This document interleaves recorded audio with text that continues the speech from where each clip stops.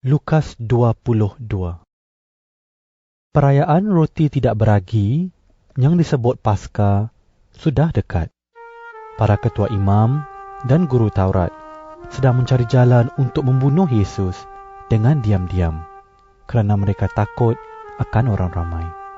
Kemudian, iblis memasuki Yudas yang disebut Iskariot, seorang daripada 12 orang pengikut Yesus. Lalu, Yudas pergi berunding dengan para ketua imam dan ketua pengawal rumah Tuhan tentang bagaimana dia boleh menyerahkan Yesus kepada mereka. Mereka gembira dan bersetuju memberikan wang kepadanya. Yudas pun bersetuju dan mula mencari peluang untuk menyerahkan Yesus kepada mereka tanpa diketahui oleh orang ramai. Semasa perayaan roti tidak beragi, tibalah harinya domba disembelih untuk jamuan Paskah. Yesus menyuruh Petrus dan Yohanes, "Pergilah sediakan jamuan Paskah untuk kita." Mereka bertanya, "Di manakah guru mahu kami menyiapkannya?" Yesus berkata, "Apabila kamu masuk ke bandar, kamu akan berjumpa dengan seorang lelaki yang menjunjung buyung air. Ikutilah dia ke rumah yang dimasukinya. Lalu berkatalah kepada pemilik rumah itu, 'Guru bertanya, di manakah bilik tempat dia dan pengikut-pengikutnya akan makan jamuan Paskah?'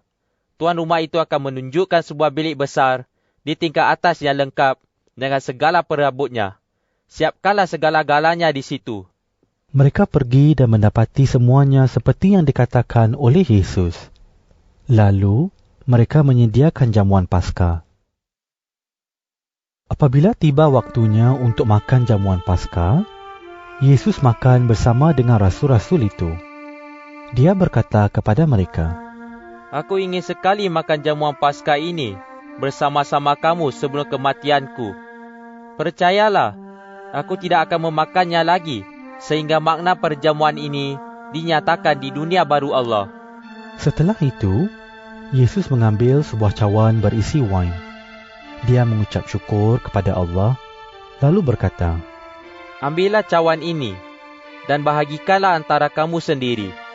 Ketahuilah, mulai sekarang aku tidak akan minum wain ini lagi sehingga Allah memerintah dengan sepenuhnya." Kemudian, Yesus mengambil roti. Setelah dia mengucap syukur kepada Allah, dia membahagi roti itu lalu memberikannya kepada mereka sambil berkata, "Inilah tubuhku yang diberikan untuk kamu. Berbuatlah demikian untuk mengenang aku." Begitu juga setelah makan, dia memberikan cawan itu kepada mereka sambil berkata, "Cawan wain ini perjanjian Allah yang baru, yang disahkan dengan darahku, darah yang dicurahkan untuk kamu. Tetapi lihatlah, orang yang mengkhianati aku ada di sini bersama-sama aku. Anak manusia akan mati sebagaimana yang telah ditetapkan oleh Allah. Tetapi malanglah orang yang mengkhianati dia." Lalu, mereka mula bertanya sesama sendiri, siapa antara mereka yang akan melakukan perkara itu? Pengikut-pengikut Yesus bertengkar tentang siapa antara mereka yang harus dianggap terbesar. Yesus berkata kepada mereka, "Raja bangsa yang tidak mengenal Allah menindas rakyat. Para penguasanya disebut pelindung rakyat. Tetapi tidak demikian halnya dengan kamu. Sebaliknya, orang yang terbesar antara kamu mesti menjadi seperti yang terkecil dan pemimpin mesti menjadi seperti hamba. Siapakah yang lebih mulia, orang yang duduk makan atau orang yang melayani dia? Tentu orang yang duduk makan. Tetapi aku ada antara kamu sebagai orang yang melayan. Kamu telah bersama-sama aku dalam segala kesusahanku.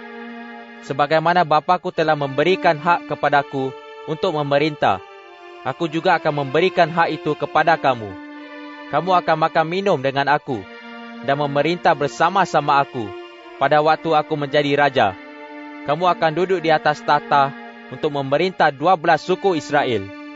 "Simon, Simon, dengarlah, iblis telah mendapat kebenaran untuk menguji kamu semua, seperti peladang memisahkan gandum daripada sekam. Tetapi aku telah berdoa untukmu, supaya imanmu tidak goyah. Apabila engkau balik kepadaku, engkau mesti menguatkan saudara-saudaramu. Petrus menjawab, Ya Tuhan, aku bersedia dipenjarakan dan mati bersama-sama Tuhan. Yesus berkata, Ketahuilah, Petrus, sebelum ayam berkokok hari ini, 3 kali engkau akan berkata, engkau tidak mengenal aku. Kemudian, Yesus bertanya kepada pengikut-pengikutnya, Apabila aku mengutus kamu dahulu dengan tidak membawa dompet, beg atau kasut, adakah kamu kekurangan apa-apa? Tidak.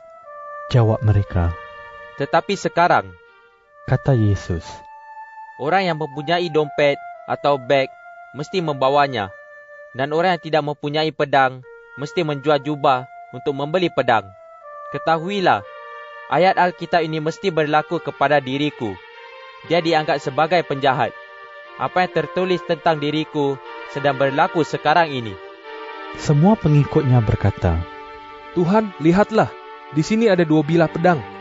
Yesus menjawab. Cukuplah. Yesus meninggalkan kota itu. Seperti biasa, dia pergi ke Bukit Zaitun dan pengikut-pengikutnya menyertai dia. Apabila Yesus tiba di situ, dia berkata kepada mereka, Berdoalah agar kamu tidak berdosa ketika menghadapi cobaan. Kemudian, dia pergi lebih jauh dari tempat mereka, kira-kira sejauh lemparan batu. Dia berlutut dan berdoa, Ya Bapa, jika boleh jauhkanlah cawan penderitaan ini daripadaku. Tetapi janganlah turut kehendakku, melainkan kehendakmu berlakulah. Malaikat dari syurga datang kepadanya dan menguatkan dia. Kerana berat penderitaannya, Yesus makin tekun berdoa, sehingga peluhnya seperti darah menitik ke tanah. Selepas berdoa, Yesus balik kepada pengikut-pengikutnya. Dia mendapati mereka tidur kerana penat dan terlalu sedih. Yesus berkata kepada mereka, Mengapa kamu tidur? Bangunlah. Berdoalah supaya kamu tidak berdosa ketika menghadapi cobaan. Sementara Yesus masih berkata-kata, datanglah sekumpulan orang. Mereka dipimpin oleh Yudas, seorang daripada 12 orang pengikut Yesus. Yudas mendekati Yesus untuk mencium dia. Tetapi Yesus berkata kepadanya, Yudas, adakah dengan ciuman kamu mengkhianati anak manusia? apabila pengikut Yesus yang di situ nampak apa yang akan berlaku, mereka berkata, Tuhan, biarlah kami menyerang dengan pedang. seorang antara mereka memukul hamba imam agung serta mengerat telinga kanannya. Yesus berkata, Sudahlah. lalu dia menjamah telinga orang itu dan menyembuhkannya. Setelah itu, Yesus berkata kepada semua ketua imam, ketua pengawal rumah Tuhan dan pemimpin masyarakat Yahudi yang datang ke situ untuk menangkap dia. Adakah aku ini penjahat, sehingga kamu mesti datang dengan membawa pedang dan berlantak untuk menangkap aku? Tiap-tiap hari aku bersama-sama kamu di rumah Tuhan, tetapi kamu tidak menangkap aku. Tetapi inilah masanya kamu bertindak, kerana kuasa kegelapan sedang memerintah. Mereka menangkap Yesus dan membawa dia ke rumah imam agung. Petrus mengikut dari jauh. Api unggun telah dinyalakan di tengah-tengah halaman rumah itu. Dan Petrus pergi duduk dengan orang lain yang duduk di sekelilingnya. Apabila salah seorang hamba wanita nampak Petrus duduk dekat api unggun, dia mengamati Petrus lalu berkata, Orang ini juga bersama-sama Yesus. Tetapi Petrus menafikannya. Aku tidak mengenal orang itu. Sejurus kemudian, seorang lagi nampak Petrus dan berkata, Kamu juga seorang daripada mereka. Tetapi Petrus menjawab. Bukan. Kira-kira sejam kemudian, seorang lain berulang kali berkata, Pasti orang ini pengikut Yesus, kerana dia juga orang Galilea. Tetapi Petrus menjawab. Aku tidak faham apa yang kamu katakan. Seketika itu juga, sedang Petrus berkata-kata, ayam berkokok. Tuhan pun berpaling dan memandang Petrus. Petrus teringat akan apa yang dikatakan oleh Tuhan kepadanya. Sebelum ayam berkukuk hari ini, 3 kali engkau akan berkata, engkau tidak mengenal aku. Petrus keluar dari situ, lalu menangis tersedu-sedu. Semua orang yang mengawal Yesus mempermainkan dan memukul dia. Mereka menutupi matanya, lalu bertanya kepadanya, "Tekalah, siapakah yang memukul kamu?" Banyak lagi hinaan lain yang dilemparkan oleh mereka kepada Yesus. Pada pagi hari, para pemimpin masyarakat Yahudi, ketua imam dan guru Taurat bermesyuarat. Lalu Yesus dibawa ke hadapan majlis agama. Mereka berkata, "Katakanlah, benarkah kamu ini penyelamat yang diutus oleh Allah?" Yesus menjawab, Jika aku memberitahu kamu, kamu pun tidak mahu percaya. Jika aku bertanya apa-apa, kamu tidak mahu menjawab. Tetapi mulai sekarang, Anak Manusia akan duduk di sebelah kanan Allah yang Maha Kuasa. Mereka semua bertanya, "Adakah kamu ini anak Allah?" Yesus menjawab, Begitulah yang kamu katakan. mereka berkata, "Kita tidak perlu saksi lagi. Kita telah mendengar apa yang dikatakannya.